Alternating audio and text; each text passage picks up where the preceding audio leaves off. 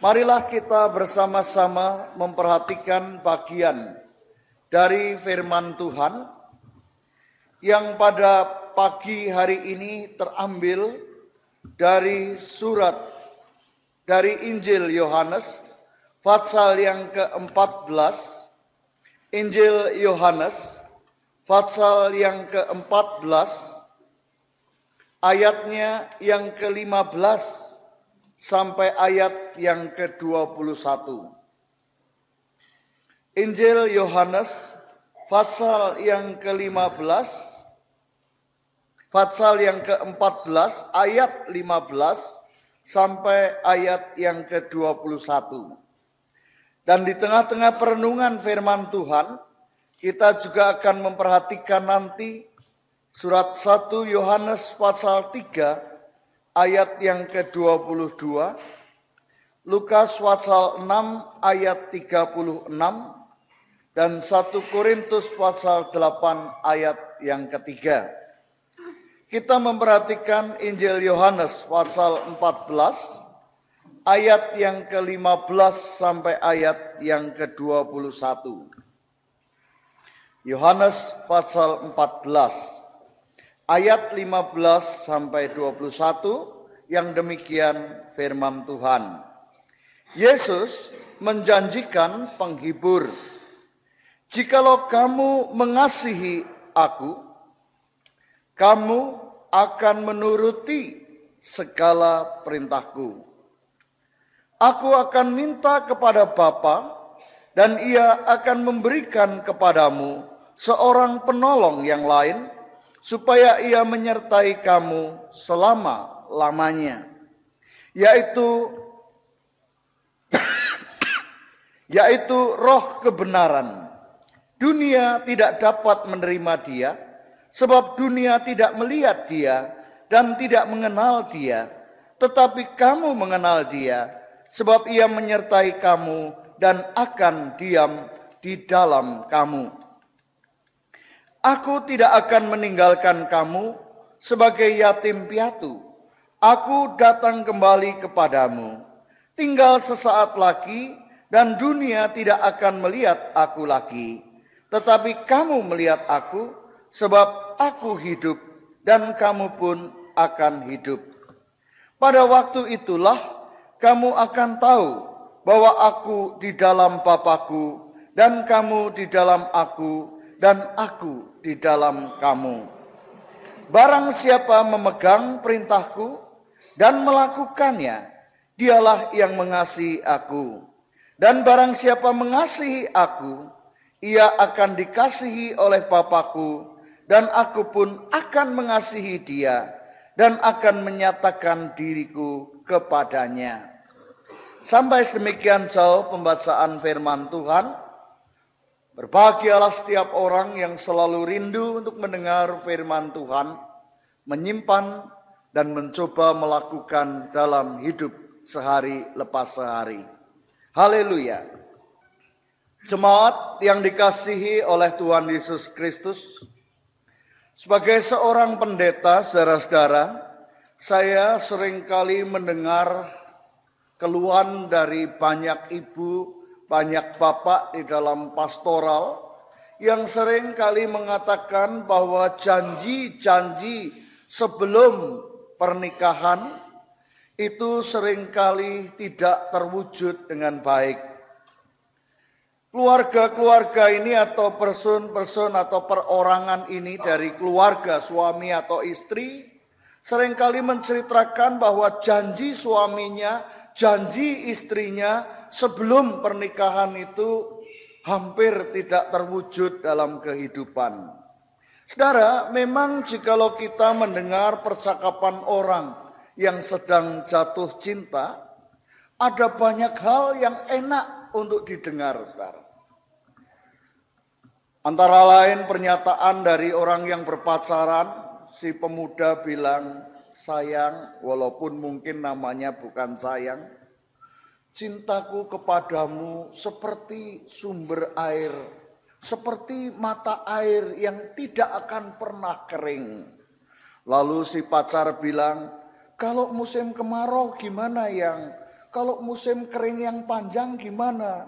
Kalau sampai mata air itu menjadi kering. Oh, kalau sampai kering, saya akan cari air, tak angsuke, supaya tidak menjadi kering. Oh, janjinya selangit, saudara. Kemudian juga dalam pacaran yang lain, si pemuda kan yang seandainya aku dapat terbang, kau akan kuterbangkan ke bulan. Di sana kita akan hidup berdua dan tidak ada seorang pun yang akan mengganggu cinta kita. Di sana saya akan membangunkan sebuah rumah yang indah. Dan kemudian saya akan membuatkan taman-taman dengan bunga-bunga yang indah. Saya akan lakukan itu untuk kamu. Lalu pacarnya tanya, lah bagaimana caranya kamu membawa bahan bangunan ke bulan? Lalu si pacar bilang, oh saya akan perintahkan pesawat ulang-alik untuk mengirim peralatan semua ke bulan, juga makanan ke bulan. Lah uangnya, ongkosnya, oh gampang, nanti soal ongkos, soal uang, nanti tak colong ke. Wah, ini percintaan yang luar biasa, saudara. Opotumon kalau kita memperhatikan. Saudara, juga percintaan yang terjadi, katakan yang dengan penuh cintaku, semua milikku akan kuberikan kepadamu. Semua yang aku punya termasuk dunia yang akan kuberikan kepadamu. Lalu si pacar bilang, apa dunia itu milikmu? Iya, dunia itu milikku dan aku akan berikan kepadamu. Coba, kalau benar kamu mau memberikan dunia, coba buktikan. Lalu si pemuda ini saudara mengambil global, mengambil bola dunia dan dia mengatakan, nah ini ku berikan kepadamu dunia ini. Loh, ini kan cuma global, ini kan cuma bola dengan peta-peta dunia. Ya, tapi kan ini dunia dan ini ku berikan padamu sebagai cintaku kepadamu. Saudara, ini adalah penyataan yang ada di dalam percintaan. Dan saudara, memang kalau kita berbicara mengenai cinta, maka janji-janji pemberian ataupun bahkan pemberian itu merupakan satu hal yang memang terjadi dalam percintaan. Memang saudara-saudara bahwa cinta itu memberi, itu benar saudara-saudara. Tetapi kalau ngomongnya di dalam percintaan itu berlebih-lebihan, kalau berjanji bahwa dia akan memberikan dunia, kalau berjanji bahwa dia akan membangunkan rumah di atas bulan di sana, maka saudara-saudara janji-janji itu akan tidak pernah terwujud. Dan seringkali janji yang tidak terwujud ini, janji-janji yang seringkali begitu luar biasa itu, seringkali merupakan janji-janji yang omong kosong. Atau bahasa mutilan mungkin janji-janji yang gedebus. Tidak ada apa-apanya, tidak ada bukti-buktinya. Saudara.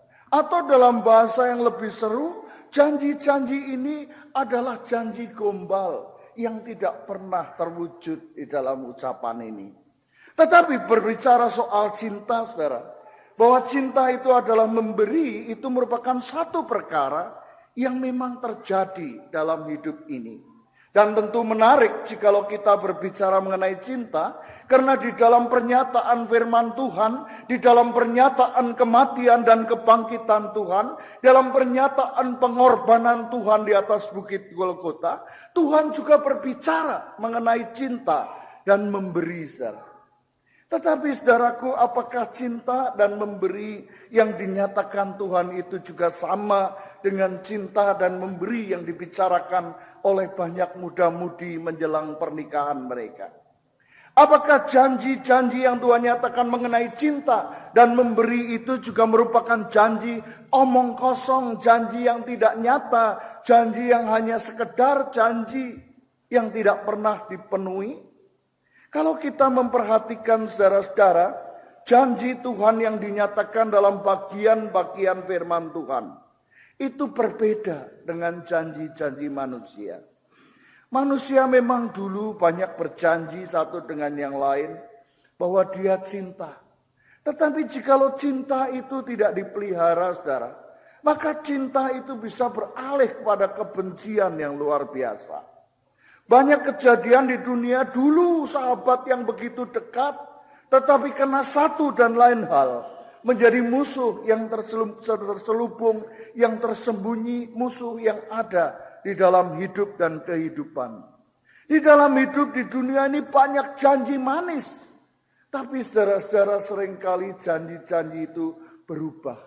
Suami istri pada awal mula pernikahan janjinya manis-manis. Setelah sekian lama menikah, saudara, janjinya bukan lagi manis, tapi janjinya kecut-kecut, saudara. Ini yang terjadi, bukan? Dan inilah kehidupan. Tetapi apakah Yesus Tuhan yang kita percaya? Cinta Tuhan yang kita percaya itu juga demikian. Kalau kita memperhatikan firman Tuhan, saudara, jelas di dalam cinta yang Tuhan nyatakan, di dalam kasih yang Tuhan nyatakan, itu berbeda dengan kasih manusia, karena di dalam kasih Tuhan itu, di sana ada kejujuran, ada ketulusan, ada kesetiaan, ada pengorbanan yang terjadi. Memang Tuhan Yesus tidak pernah berjanji bahwa saudara yang dikasihi, saudara dan saya, orang-orang yang dikasihi itu akan diberi dunia. Tuhan tidak pernah berjanji, walaupun Tuhan adalah pemilik dunia ini. Tuhan tidak pernah berjanji akan membangunkan rumah di bulan, tetapi Tuhan berjanji akan menyediakan rumah di sorga di mana Tuhan berada. Dan janji-janji ini, saudara-saudara, dinyatakan bukan hanya sekedar dalam ucapan, tetapi Tuhan menyatakan dan mengatakan bahwa janji yang aku berikan ini, aku sertai dengan segala keadaan dan keberadaan hidupku, dengan sepenuh hidup ini, ku berikan kepada kamu, orang-orang yang mengasihi aku. Dan janji inilah, saudara, yang diwujudkan Tuhan di atas bukit Golgota. Janji inilah yang diwujudkan Tuhan di dalam cinta yang sungguh, di mana Tuhan siap untuk mati bagi saudara dan saya. Tuhan memiliki cinta yang sungguh-sungguh berisi pengorbanan. Dan cinta yang berisi pengorbanan inilah cinta yang sejati yang diwujudkan oleh Tuhan sendiri. Saudara, di dalam kita menanggapi cinta Tuhan yang sedemikian ini, banyak kita kemudian mengatakan bahwa saya pun mengasihi Dia. Saya pun mencintai Dia. Tetapi apa yang kita lakukan, saudara? Dengan sangat tegas, dengan sangat lugas, dengan sangat singkat, Tuhan mengatakan dalam Yohanes 14 ayat 15, di dalam firman Tuhan dari Yohanes 14 ayat 15, Tuhan mengatakan pernyataan yang luar biasa, yang demikian dinyatakannya. Jika kamu mengasihi aku, kamu akan menuruti segala perintahku. Apa yang diingatkan Tuhan, saudara? Tuhan tidak berbicara banyak mengenai bukti cinta. Tuhan tidak berbicara banyak mengenai kata-kata cinta. Tetapi Tuhan menyatakan dengan sangat jelas, dengan sangat tegas, dengan sangat lugas, bahwa jika kamu mengasihi aku, kamu akan menuruti segala perintahku. Apa yang dikatakan Tuhan di sini? Tuhan menyatakan kalau kamu cinta saya, kamu harus taat pada saya. Kalau kamu menyatakan cinta dan kamu tidak mentaati, menuruti segala perintahku, maka itu bukan cinta. Saudara yang dikasihi oleh Tuhan Yesus Kristus, Tuhan menyatakan pernyataan ini dengan sangat tegas. Dia mengatakan bahwa aku mengasihi kamu, hai anak-anakku. Dia melakukan dengan memberikan dirinya. Dan Tuhan mengingatkan jikalau kita mengatakan mengasihi Dia, maka pernyataan Tuhan hanya satu, kamu akan melakukan segala kehendakku, segala perintahku. Lebih lagi ditegaskan dalam ayat 21a, di sana dikatakan barang siapa memegang perintahmu dan melakukannya, Barang siapa memegang perintahku dan melakukannya, dialah yang mengasihi aku. Saudara, firman Tuhan ini sangat jelas. Bahwa saudara dan saya yang mengatakan bahwa kita mengasihi Tuhan. Tuhan menghendaki supaya kita menuruti segala perintah-perintahnya. Kita taat, kita setia, kita berserah kepada Tuhan. Mungkin ada beberapa kita yang mengatakan, waduh Pak Pendeta kalau berserah kepada Tuhan, ya nanti jangan-jangan Tuhan itu memberikan macam-macam penderitaan pada saya. Wong saya berserah. Nanti kalau saya berserah kepada Tuhan, nanti jangan-jangan Tuhan menguji saya dengan penyakit, dengan masalah, dengan persoalan dalam hidup. Mungkin bagi pemuda-pemudi, waduh Tuhan, nanti kalau saya berserah pada Tuhan, Pak Pendeta, nanti jangan-jangan saya dijadikan pendeta. Sedangkan saya ini pengennya jadi dokter, jadi insinyur, jadi sarjana ekonomi, sarjana ini. Kalau saya berserah nanti saya dijadikan pendeta kan malah cilaka. Saudara-saudara, apakah Tuhan akan berbuat demikian? Kalau saudara-saudara memiliki 3-4 anak dalam hidup saudara, kemudian anak-anak ini pada suatu hari mengatakan, Papa, Mama, Bapak, Ibu, saya pasrah. Saya berserah kepada Bapak, Ibu. Sudah pokoknya pasrah, mau apapun saya pasrah. Apa kita sebagai orang tua akan mengatakan, nah ini kebetulan anak-anak saya ini 4 kurang ajar semua, sekarang pasrah semua. Ini satu, ini saya akan suruh untuk ngangkuti semen. Ini menggotongi semen biar kapok. Lalu anak yang kedua ini kurang ajar, ini biar ngusek WC sama kamar mandi terus tiap hari, ini biar kapok. Ini anak saya yang ketiga tak suruh ngepel kukunya, tak suruh ini ngecat semua. Anak yang keempat ini tak suruh ngangsu terus tiap hari. Apa itu yang kita akan lakukan ketika anak kita berserah dan menyerahkan dirinya? Tentu sebagai seorang bapak, saudara, kita akan perhatikan bahwa anak kita yang menyerahkan dirinya, memasrahkan dirinya kepada kita akan berpikir untuk hal-hal yang baik bagi anak kita itu. Demikian juga Bapak kita yang di sorga. Bapak kita yang di sorga ketika saudara benar-benar menyerahkan Tuhan, saya menyerahkan hidup saya mau melakukan apa yang kau lakukan, maka Tuhan akan mengatakan pada kita bahwa sukacita itu ada bersama dengan kita. Saudara-saudara, pada hari ini saya ingin mengajak saudara untuk memahami beberapa bagian dari firman Tuhan. Yang pertama, saudara-saudara, firman Tuhan mengatakan bahwa ketaatan itu akan membuka jalan berkat. Ketaatan itu akan membuka jalan untuk kita berdoa dan mendapatkan hasil dari doa kita. Atau ketaatan itu merupakan salah satu cara agar doa kita bisa didengar oleh Tuhan. Kita memperhatikan dari 1 Yohanes 3 ayat 22, saudara. 1 Yohanes 3 ayat 22. 1 Yohanes 3 ayat 22, di sana dikatakan dalam firman Tuhan demikian.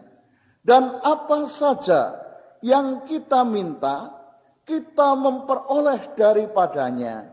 Karena kita menuruti segala perintahnya dan berbuat apa yang berkenan kepadanya. 1 Yohanes 3 ayat 22 ini mengatakan, dan apa saja yang kita minta, apa saja yang kita minta, kita memperoleh daripadanya karena kita menuruti segala perintahnya dan berbuat apa yang berkenan kepadanya. Saudara, mungkin saat ini ada banyak kita yang sudah berdoa, bertalu-talu kita berdoa, secara terus-menerus kita berdoa, tetapi kita belum memperoleh apa yang kita doakan. Pertanyaannya, saudara, firman Tuhan mengatakan, saudara akan menerima jikalau saudara menuruti segala perintahnya dan berbuat apa yang berkenan kepadanya. Ini firman yang sangat jelas menyatakan demikian. Mungkin kita sudah berdoa, tetapi kita belum menuruti kehendaknya. Mungkin kita sudah berdoa, tapi kita tidak dan belum mengasihi orang lain seperti yang diperhatikan dan diminta oleh Tuhan. Mungkin saudara sudah berdoa, tetapi saudara belum menerima pernyataan doa. Karena mungkin saudara belum memberikan persembahan persepuluhan kepada Tuhan. Mungkin saudara sudah berdoa, bertalu-talu berdoa, tetapi saudara belum menerima. Karena saudara belum melakukan apa yang Tuhan kehendaki, yaitu melayani dan hidup dalam pelayanan. Ada banyak perkara, saudara, yang kita kadang-kadang belum melakukannya. Bagaimana kita bisa memperoleh berkat Tuhan jikalau kita tidak hidup menuruti kehendak Tuhan? Ada sebuah kisah yang disampaikan oleh seorang hamba Tuhan yang bernama Norman Vincent Peale. Norman Vincent Peale ini adalah seorang hamba Tuhan yang dipakai Tuhan luar biasa untuk menyampaikan firman Tuhan, untuk selalu memberikan firman itu dalam KPI, dalam KKR, dalam kebaktian penyegaran iman, saudara. Dan Norman Vincent Peale ini pernah menceritakan satu pengalamannya. Dia mengatakan bahwa pengalaman masa kecil saya mengajarkan sesuatu yang luar biasa. Norman Vincent ini dalam khotbahnya menyampaikan, saudara, pengalaman di masa kecil. Orang tua saya, demikian ceritanya, itu melarang saya untuk merokok. Orang tua saya itu menghendaki saya tidak merokok. Tapi pada suatu ketika di masa kecil, saya berkumpul dengan teman-teman saya. Lalu teman-teman saya bilang, oh kalau kamu tidak merokok, kamu itu tidak menjadi orang dewasa, bukan laki-laki. Lalu saudara-saudara temannya itu memberikan rokok di Amerika, itu sebuah cerutu. Lalu saudara-saudara Norman Vincent ini menyalakan rokoknya dan dia merokok. Tapi toh dia tidak merasakan enak, dia batuk-batuk dan dia agak pusing, saudara. Nah di tengah-tengah kepusingan itu, dari jauh dia melihat ada sosok yang datang, makin dekat, makin dekat, makin dekat. Dia melihat ternyata sosok itu adalah sosok ayahnya. Ketika dia melihat ayahnya datang, hatinya tercekat, dan dia mengatakan, waduh, celaka. Lalu dengan cepat, rokok itu disembunyikan di bagian belakang tubuhnya. Dan saudara-saudara, dalam kesempatan bertemu dengan ayahnya, si Norman Vincent ini mengatakan, ayah, hari ini di kota kita ini ada sirkus. Hari ini di kota ini ada sirkus. Apa ayah mau memberikan pada saya uang supaya saya bisa nonton sirkus? Saya minta uang, ayah. Lalu ayahnya dengan tetap tenang dia mengatakan demikian. Anakku, jangan sekali-kali kamu minta. Pada saat yang bersamaan kamu melakukan ketidakpatuhan, yaitu dengan menyembunyikan rokok di belakang tubuhmu. Anakku, jangan sekali-kali kamu minta pada saat yang bersamaan kamu melakukan ketidakpatuhan kepadaku. Saudara, Norman Vincent ini mengatakan pernyataan ayahnya itu sungguh-sungguh menegur dia. Dan bukankah ini yang seringkali terjadi, saudara? Kadang-kadang kita meminta pada Tuhan. Dan Tuhan mengatakan memang boleh. Karena dia Bapa yang siap untuk dimintai. Tetapi saudaraku, ketika kita meminta di tengah ketidakpatuhan kita. Di tengah kita berada di dalam situasi tidak melakukan kehendak Bapa. Di tengah keberadaan kita hanya memikirkan diri sendiri. Mementingkan diri kita sendiri. Dan kita meminta berseru kepada Bapa. Apakah itu layak untuk kita bisa menerima pemberian Bapa? Kalau anak kita tidak melakukan apa yang kita kehendaki. Dan anak kita menuntut meminta dari kita. Apa kita tidak akan melakukan seperti yang sama dilakukan oleh ayah daripada Norman Vincent Peale ini? Bagaimana kamu bisa minta? Karena kamu tidak taat dan tidak melakukan kehendakku. Saudara, inilah yang diingatkan pada kita. Banyak kali kita belum menerima berkat. Banyak kali kita berdoa dan belum menerima jawaban doa. Pertanyaan dan penyataan firman mengatakan, apakah saudara sudah melakukan kehendak Bapa? Apa saudara sudah hidup dengan sungguh di dalam pelayanan? Apakah saudara tidak hanya mementingkan diri saudara dan melupakan Tuhan? Pertanyaan ini, saudara. Dan juga pernyataan yang sama dinyatakan dalam Injil Lukas pasal 6 ayat 38. Dalam Injil Lukas pasal 6 ayat 38, Lukas 6 ayat 38, di sana dinyatakan pernyataan demikian. Berilah, maka kamu akan diberi suatu takaran yang baik, yang dipadatkan, digoncang, dan tumpah keluar, akan dicurahkan ke dalam ribaanmu, sebab ukuran yang kamu pakai untuk mengukur akan diukurkan kepadamu.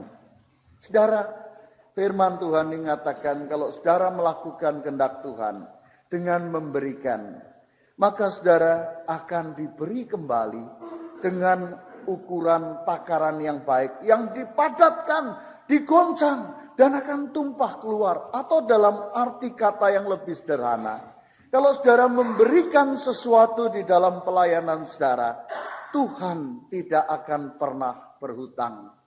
Tuhan akan mengembalikan itu dalam takaran yang baik, yang dipadatkan, bahasa Jawanya dinet-net saudara, dan digoncang, dan itu akan tumpah keluar, akan banyak sisa untuk saudara.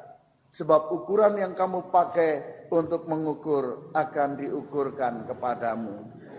Saudara, inilah yang Tuhan mau.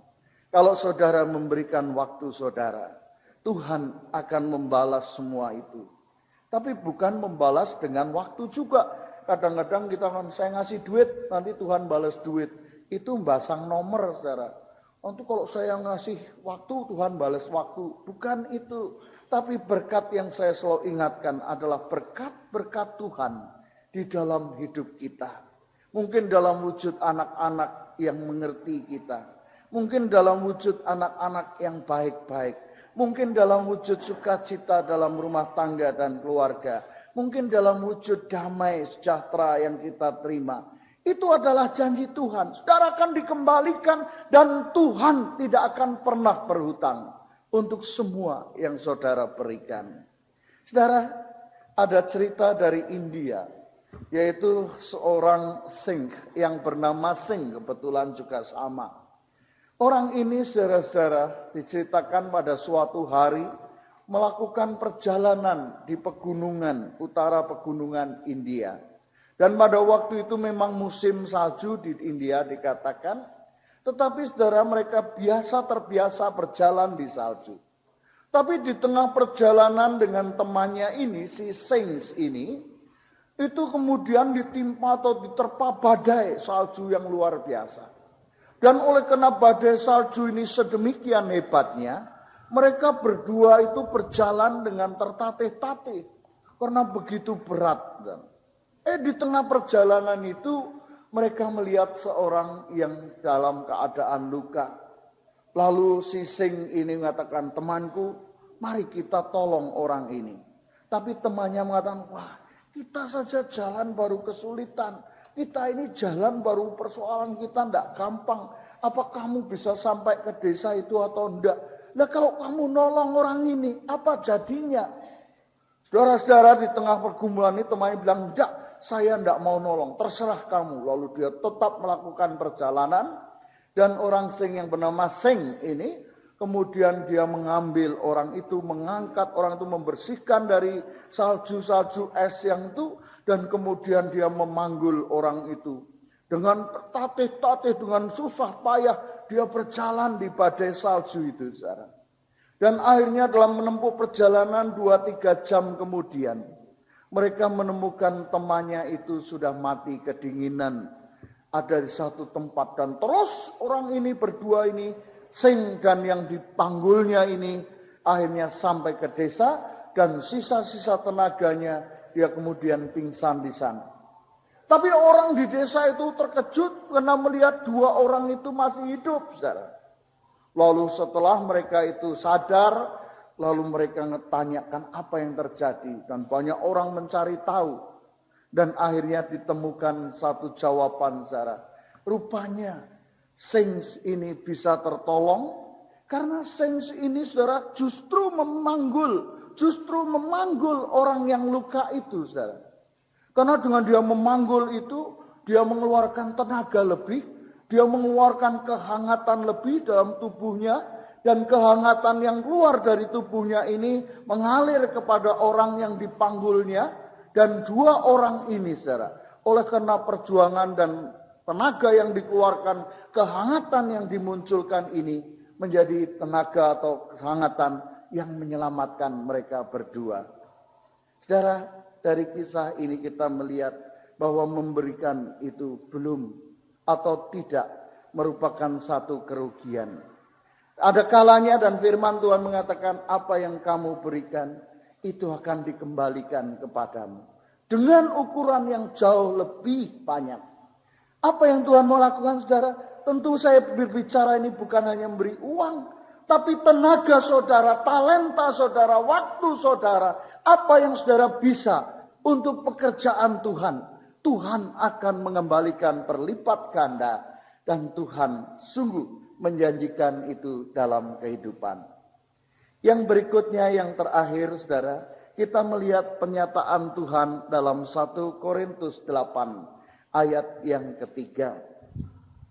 Dalam 1 Korintus 8 ayat yang ketiga, kembali Allah Tuhan menyatakan dalam pernyataan yang lugas, yang tegas, yang singkat dan tidak bertele-tele. Dalam 1 Korintus 8 ayat 3 dikatakan, tetapi orang yang mengasihi Allah dikenal oleh Allah. Saudara, mengasihi sama dengan taat, sama dengan melakukan kehendak Allah. Dan orang yang melakukan kehendak Allah, orang yang mengasihi Allah, dikenal oleh Allah.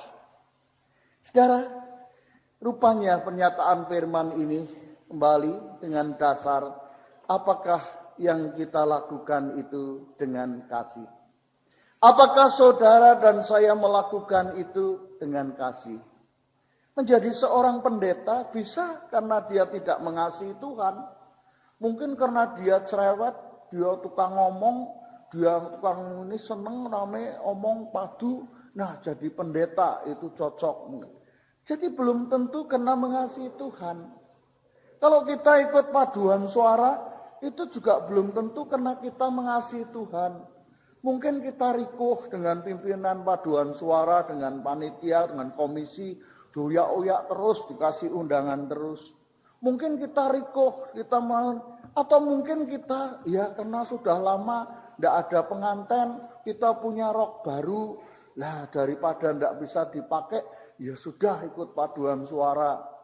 Kan sambil nyanyi, sambil bisa modesio. Kalau pas kita nyanyi, kita ke depan, wah tak tok gitu, wah semua lihat, roknya anyar ya. Daripada tidak ada yang nyawang. Jadi bisa saja saudara-saudara macam-macam. Karena mungkin kita pengen nyanyi. Ya. Atau mungkin kita ya sekedar saja. Sehingga kita tidak punya kerinduan untuk menyanyi. Untuk paduan suara yang betul-betul dengan kasih kita pada Tuhan. Mungkin juga banyak kita jadi guru sekolah minggu ya belum tentu. Kita ini jadi guru sekolah minggu karena mengasihi Tuhan. Ya. Tapi kalau jadi guru sekolah minggu kan orang lihat kan semua ketoknya halus ya. Jadi ibu, anak-anak, hari ini tante mau cerita ya. Anak-anak duduk manis, tangan dilipat, mata ditutup, tidur. Ya. Oh halusnya ya. Lain kalau di rumah sama suaminya, cekas. Ini kalau dilihat kan, wah orang jemaat yang lihat, kayak ibu ya, halus tenan, wongnya nyenengke tenan. Belum tentu karena mengasihi Tuhan. Tapi alangkah indahnya kalau guru sekolah minggu itu adalah seorang yang mengasihi Tuhan. Maka saudaraku, apapun yang terjadi, pengurus sekolah, guru Kristen, apapun saudara. Kalau saudara mengasihi Tuhan, Tidak ada itu kata mutung, tidak ada itu kata kita mutung dan kita tersinggung, tidak ada. Karena kita mengasihi Tuhan dan kita melakukan bukan untuk manusia. Dan kita lakukan untuk Tuhan. Dan firman Tuhan mengatakan, tetapi orang yang mengasihi Allah, dia dikenal oleh Allah. Orang yang hidup menurut kehendak Tuhan. Orang yang berjalan di jalan Tuhan. Tuhan mengatakan, saya akan memberikan roh penolong dan kasih yang aku nyatakan itu akan juga diwujudkan melalui Bapa-Ku. Atau dalam kata lain, Tuhan mengatakan, apabila kamu sungguh mengasihi aku, melakukan kehendak-Ku, aku kenal siapa kamu. Aku sungguh tahu siapa kamu. Dan doamu, permintaanmu akan kamu peroleh. Karena kamu menuruti segala perintahku. Dan berbuat seperti apa yang berkenan kepada Tuhan. Saudara, mari kita coba melihat hidup kita masing-masing. Mungkin banyak persoalan kita hadapi. Mungkin banyak doa yang belum dikabulkan oleh Tuhan. Mungkin banyak hal yang kita merasa bahwa berkat Tuhan belum turun. Tapi mari juga kita merenungkan bagi saudara yang melakukan banyak perkara, yang mencintai Tuhan dalam pekerjaan Tuhan. Pertanyakanlah, apakah Tuhan pernah memberikan kekurangan dalam hidup saudara? Walaupun saudara mungkin tidak punya uang, tapi Tuhan tidak membiarkan saudara sendiri. Walaupun saudara mungkin tidak mampu untuk melakukan itu dalam jumlah uang yang besar, tapi Tuhan tidak akan pernah meninggalkan saudara. Amin.